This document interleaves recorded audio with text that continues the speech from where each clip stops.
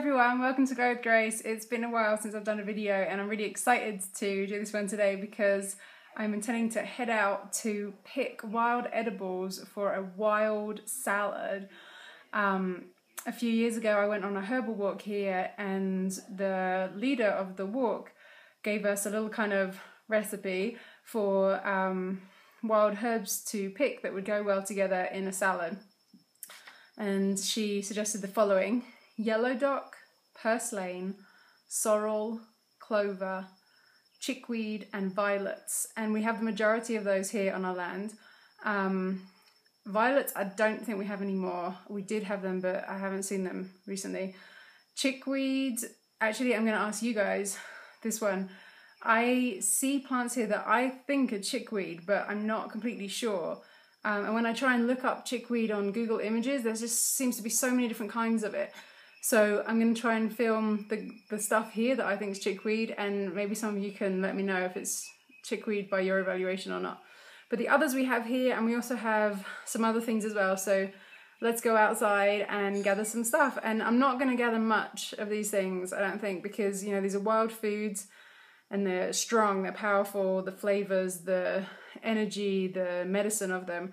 So I'm just going to gather kind of like a medium-ish sized bowl, and we'll see what we can do with them. Let's go. Okay, first up here we've got purslane. See this guy? This like succulent, amazing, rich in natural omega-3s, direct from the plant. I always take the freshest, finest looking parts and leave the rest. Just like, you know, if you were in a supermarket and you were buying vegetables, you'd buy the best looking ones, right? So I'm very selective about which blooms I take. This just grows wild here, obviously, a lot. It's a big volunteer plant around here, comes up very often when the soil is disturbed. We love purslane. We use this all the time in smoothies and juices and stuff. We love it. Here, right next to the purslane, we've got some sorrel. This is a big specimen of sorrel. I love this stuff. So does Araya. Tastes very kind of like vitamin C-y, you know what I mean? Like, very kind of whoo when you eat it. And again, you know, I'm only gonna choose the healthiest, yummiest looking specimens.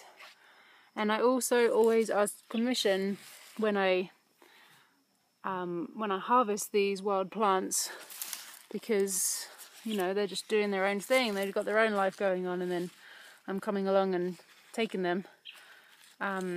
So I feel it's very nice to ask permission to harvest before I take them.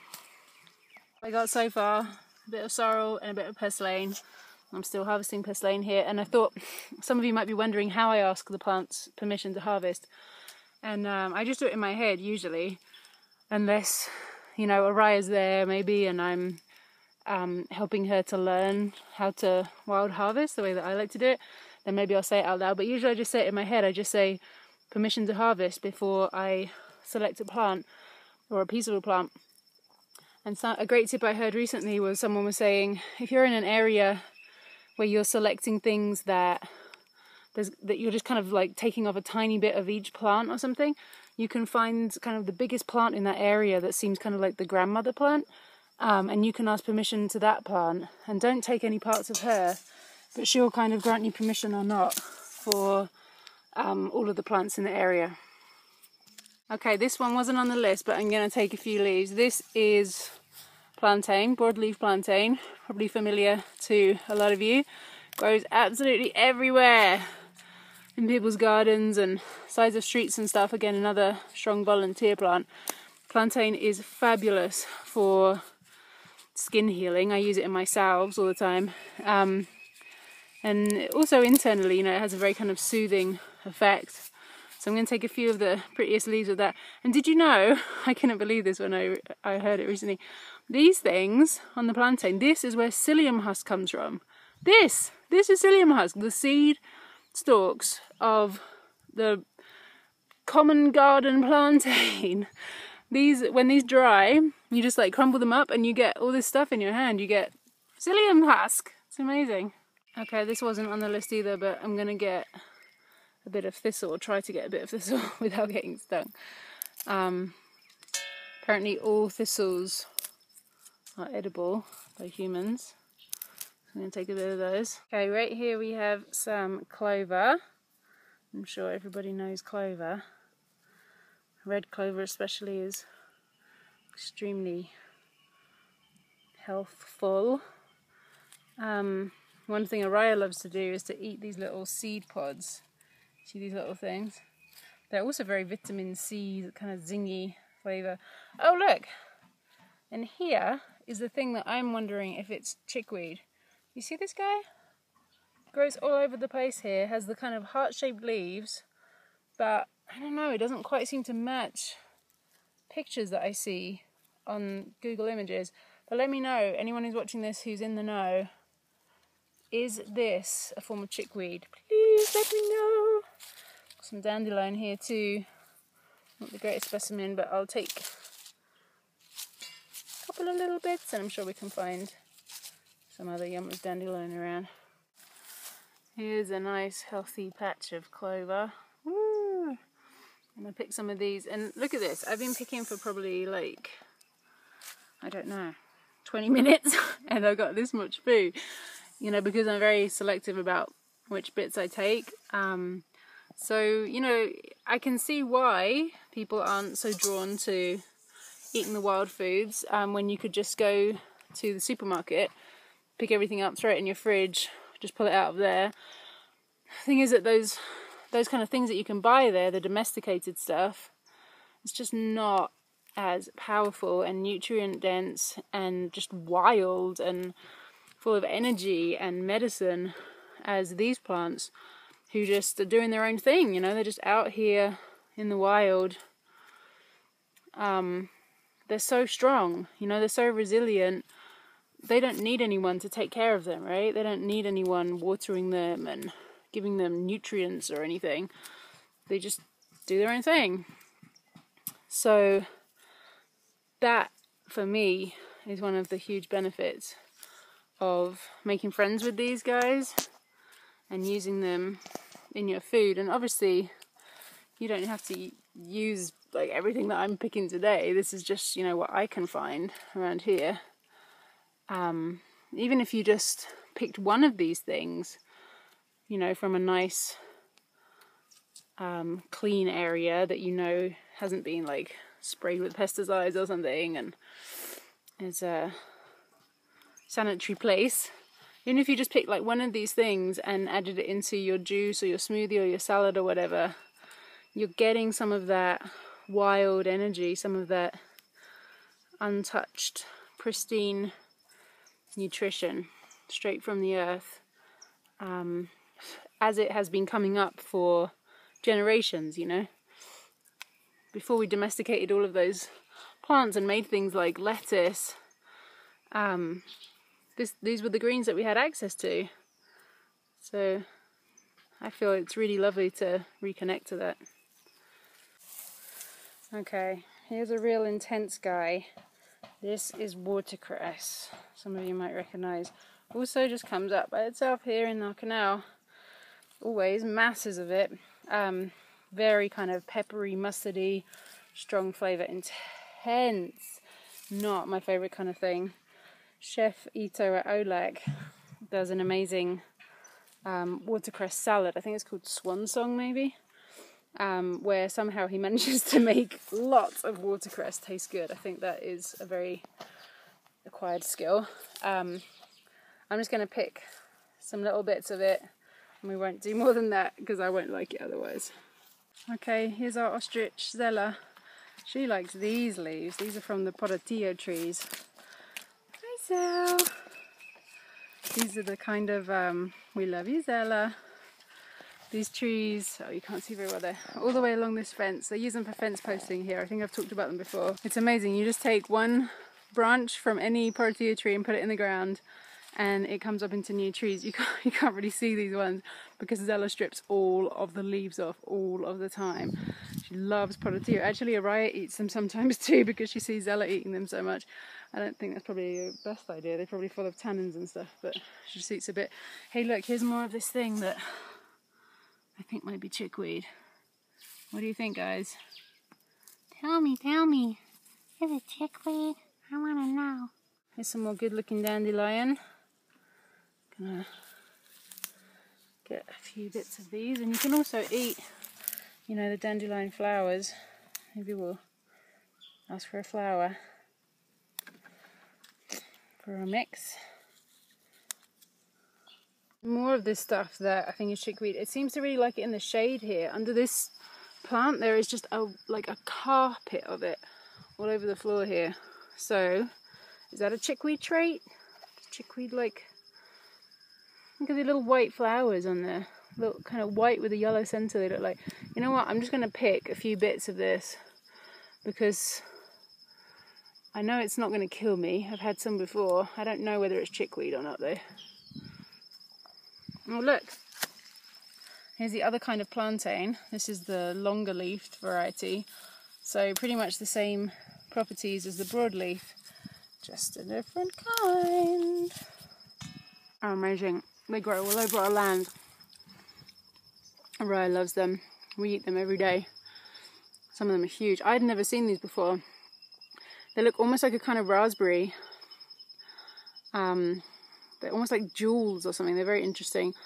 But some people who've come here have told us they met these berries before in other places, in Brazil. Someone said in France. So I don't know. I'd never seen them before, but they grow everywhere here. They're so prolific. Other kinds of berries we have too, but these are just so yummy when we're walking around the land, just to stop all over the place and have some berries. Ah, this is what I was looking for. There's a big, nice bed of yellow dock right here, part of the dock family. A lot of you might be familiar with yellow dock for properties like blood cleansing, helping the liver, things like that. And if you follow me on Facebook, you might have seen that recently I put up a picture of my first ever tincture that I made with local sugarcane alcohol here in Ecuador, of yellow dock root. So, you know, the whole plant is thought to be helpful for the properties that it has, liver and blood cleansing and stuff.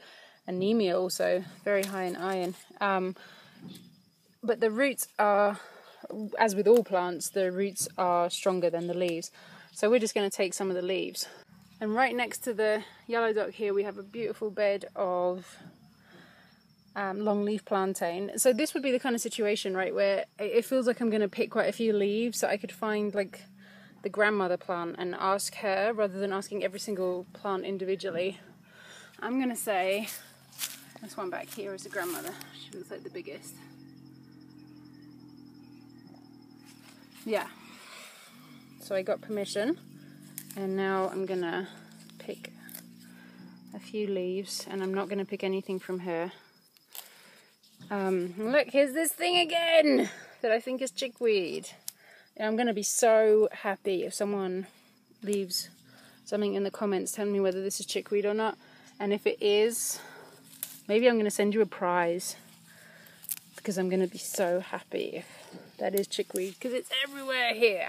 It kind of makes me think that it is chickweed, because chickweed's so common. Well, anyway, tell me please, is this chickweed? Now, these ain't actually wild. This is part of the garden, a load of strawberry plants. But did you know that you can eat the strawberry leaves and use them in smoothies and juices and stuff? Some good friends of ours here use them in all kinds of things. So, you know, you can find wild strawberries as well. Maybe I'm just going to take a few healthy looking leaves, even though they're not necessarily the wildest of plants right here, but just to give that a try. Comes up wild here. This guy, rocket arugula, as it's called in North America.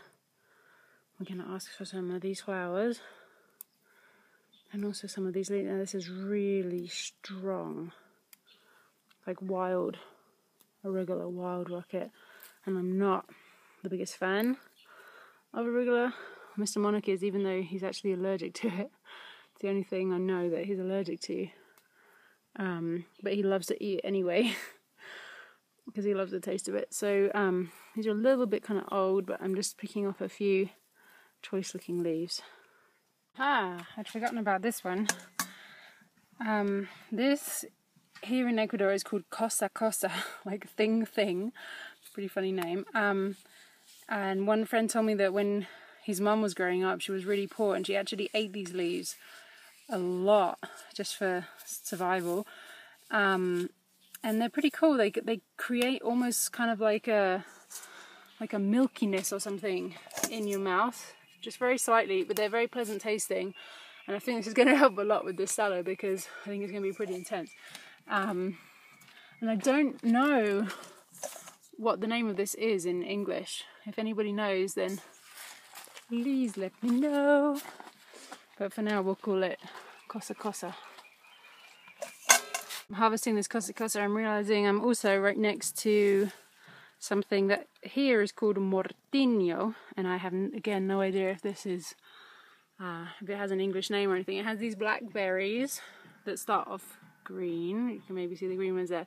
You can eat the black ones, and actually they use this plant a lot here medicinally. I know, for example, when Araya had a fever at one point, the people here took an entire plant of mortiño from roots and everything and made it into a tea for me to drink, and then Araya was getting the properties of this plant via breast milk to help break the fever. Ooh, look, found a nice fresh borage plant.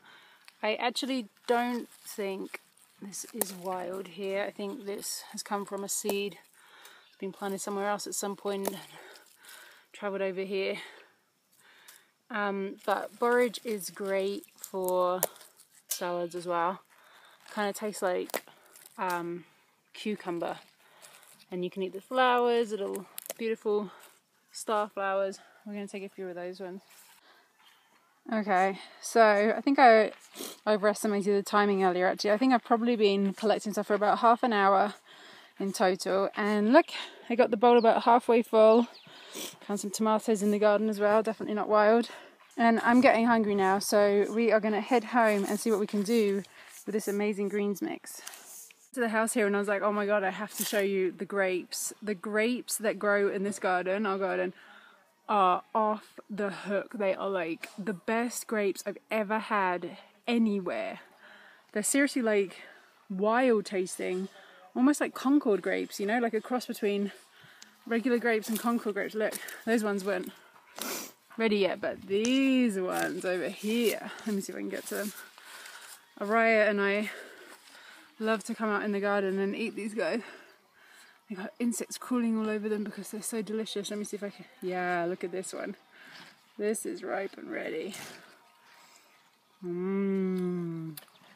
Totally amazing flavour. Like green Concord grapes or something. But not. But it's like, I can't eat many of them because they're so like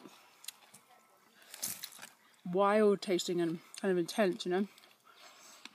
Delicious. Okay, so now we're home with all of these beautiful leaves, and I just put the smaller ones in here, and I washed everything first, and then I put the smaller ones in here and spun them to salad spinner just to kind of get the excess water off. And these bigger ones, I'm gonna aim to chop them down a bit. But first I was like, oh man, I don't want to cut these things, they're so beautiful, but I feel like they'll just be a bit unmanageable, some of these bigger ones, for eating, so I'm just going to chop these down a bit. Here's our finished salad for now. I am contemplating dressing it, like making a salad dressing, but to be honest, we don't usually use salad dressings other than kind of squishing an avocado into salad, so I'm not very adept at salad dressings, but I'm thinking just like some oil with like some vinegar, or a friend just suggested putting oil with sea clear, one of that fermented product that we have, so I might try that or something, or we might just try it as it is. Let's see. Okay, I decided to make a dressing. I made this. This is a raw sauce that I really love to make, and I thought, okay, I'm just going to make it for this in case I want to put it on It is cashews, coconut water, lime juice, salt, and curry powder. That's it.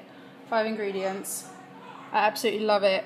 And this is a cool little mini Blendtec jug. It's called the Twister jug.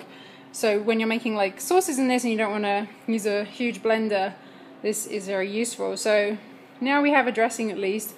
And I don't think Mr. Monarch is ready to eat yet, so I'm going to put this in the fridge so it will kind of thicken up even more because the cashews are a kind of thickening agent, and we'll come back when we're ready to eat. Okay, I got my salad ready. I'm going to try it now. Araya's here with me doing crazy things with my salad dressing. Okay, let's try a forkful of this wonderful wild salad. Ready?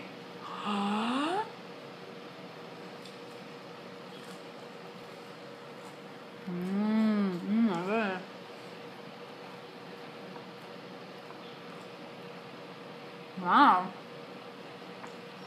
Really good. Oh my goodness, Raya, careful. My salad dressing is going everywhere.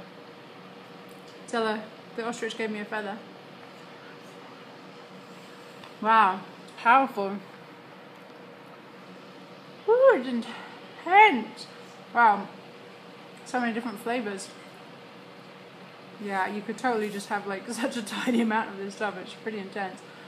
But I can feel the zing of like the kind of vitamin C-y tasty ones. And there's a lot of chewing. I think that's especially from the kosa. But it's cool. Yeah, you stirred it into the salad. Well done. I think I'm just definitely going to put dressing on for me. It's pretty intense for me. What you got there, Ray? You're stirring everything up. Clever. Here's the salad. Stirred in with my normal salad that I usually eat, and all of the sauce that Araya was playing with, and it is so good like this. Oh my god. This is totally the way to eat it. Like, imagine all the wild greens and vitality and energy and nutrients and medicine you can get into your body by eating it this way. Delicious. Mr. Monarch and Araya are just eating it raw. Do you like it?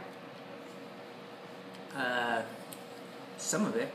Not the majority of it. We got no dressing on that there. Just picking. I guess it's just like foraging. It's good. In the kitchen. I just ate a bunch of coconut chips that were raw. So you don't actually have green lipstick on. Spirulina coconut chips got his lips green.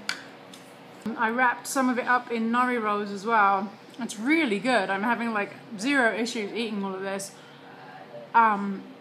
With it mixed up like it is. So all the wild stuff together with my regular salad base that we always eat every day at the moment, which is like domesticated greens from the garden, like lettuce and kale and stuff like that, cilantro, chopped up with cucumber really small. So I put that in with that sauce, and it's just been amazing. So that's all from us. Hope you enjoyed this and that it gave you some inspiration. Remember to always be careful with foraging.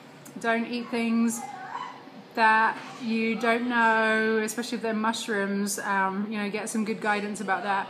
And we'll see you next time. Thanks for watching.